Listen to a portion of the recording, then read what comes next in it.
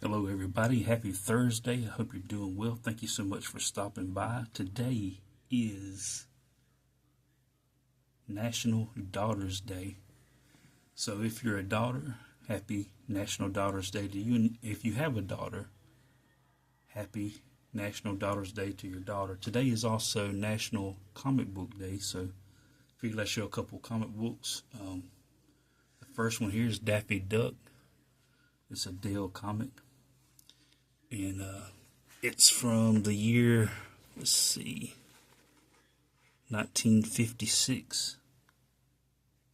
I don't know if you can see that or not. But I always enjoy looking at old comics. My dad is a big fan of Dale Comics, and he still recites the pledge, the Dale Comics pledge. I just recently asked him to do it, and he said it all. Got it memorized. But there it is, a pledge, a Dale Comic pledge to parents. The Dale trademark is and always has been a positive guarantee that the comic magazine bearing it contains only clean and wholesome entertainment. The Dale Code eliminates entirely rather than regulates objectionable material. That's why when your child buys a Dale comic, you can be sure it contains only good fun. Dale Comics are good comics is our only credo and constant goal. So that's pretty cool. It's the back there. Daffy Duck.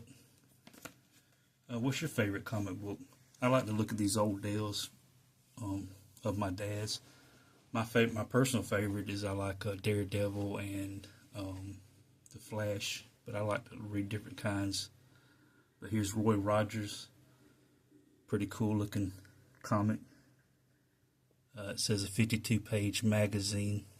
Dale's holding some baby birds there, baby chickens. And this one, as you can see, is from 1953.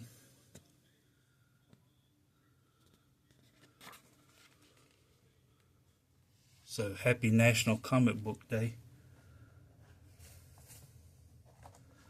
Also, I recently read about the evolution of hockey, so I figured today I'll read the evolution of basketball. I guess I could show the front first. Kobe Bryant, 1998. There's the card. There's the figure. But it's in 1998.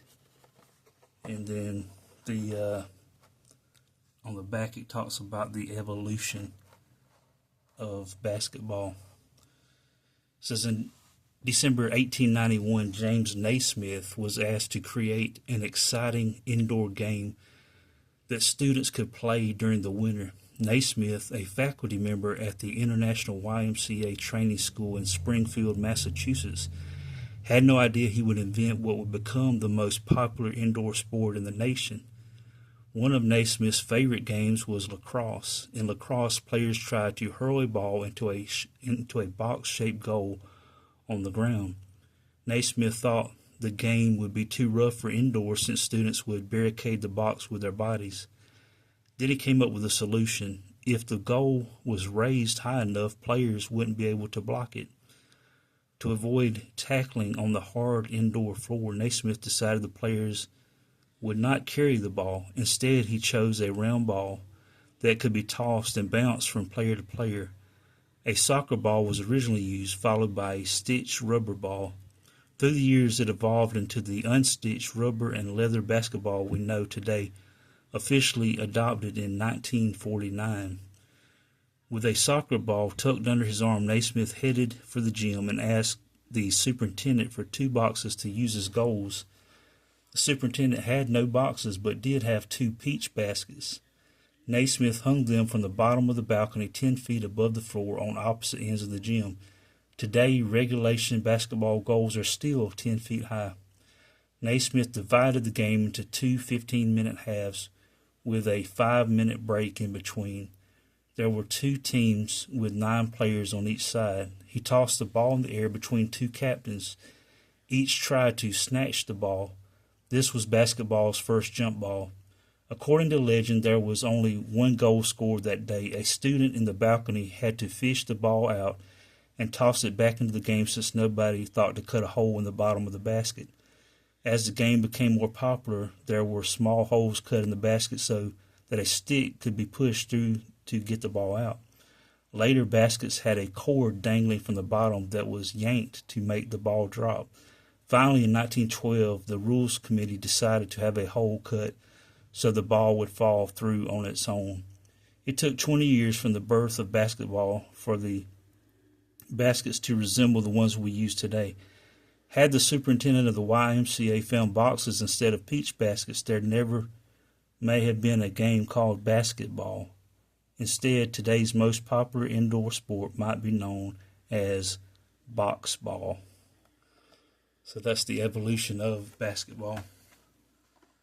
And fixing to rip a pack of hockey, so showing a Paul Kariya autograph photo.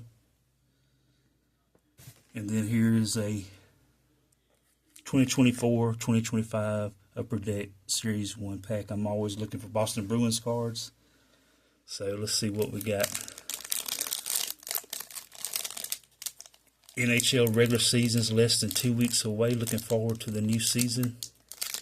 And I can't get this open. Don't make me break out the scissors.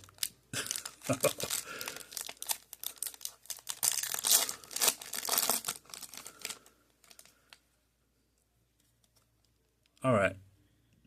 Like I said, I've said in previous videos about these cards, the only thing I don't like about them is it's kind of hard to read the names. And this is Jason Robertson of the Stars. We got Trevor Moore for the Kings. We got Jordan Bennington with the Blues. And I guess that's why they call it the Blues. Travis Sanheim of the Flyers.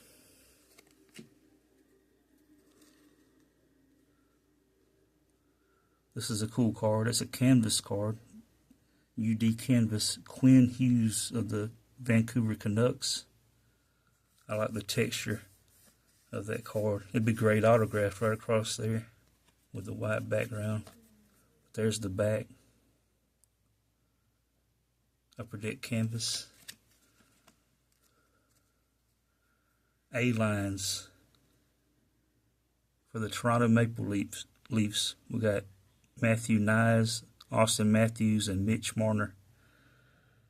That's a super sparkly card. Real glittery. Gaming. FOV, Quinn Hughes of the Canucks.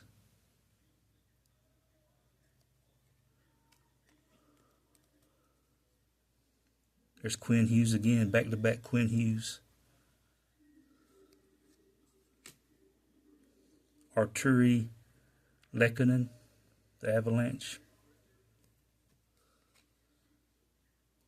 Ridley Gregg with the Senators. There's the all-time goal-scoring leader in NHL history, Alex Ovechkin for the Capitals. And we have Eric Cernak with the Lightning. So pretty good pack. No Bruins. Disappointed about that, but just a scan of the back of the cards like I always like to do, looking at some stats. Jason Robertson from Arcadia, California. Trevor Moore from Thousand Oaks, California. Bennington from Richmond Hill, Ontario. Sanheim is from Elkhorn, Manitoba. Quinn Hughes is from Orlando, Florida.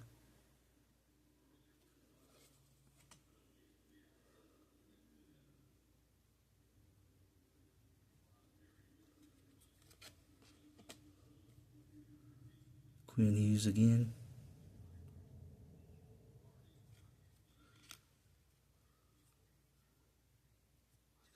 I got 3 Quinn Hughes cards. I just never realized. I knew I had 2. Got 3 Quinn Hughes cards in the same pack from Orlando, Florida. Arturi's from Piteå, Finland.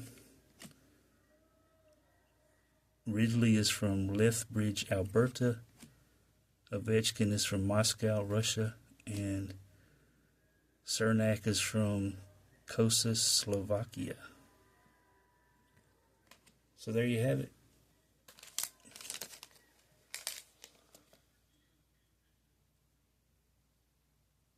So if you haven't already told me who's your favorite hockey team, if you haven't already told me what's your favorite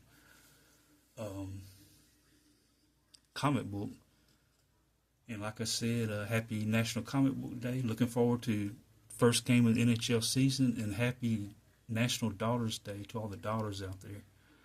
But my time is up. I thank you for yours. I appreciate you stopping by. I hope you have a great Thursday remainder. A reminder to have a great Thursday remainder. And God bless you, and I hope to see you again somewhere down the road. But happy National Comic Book Day.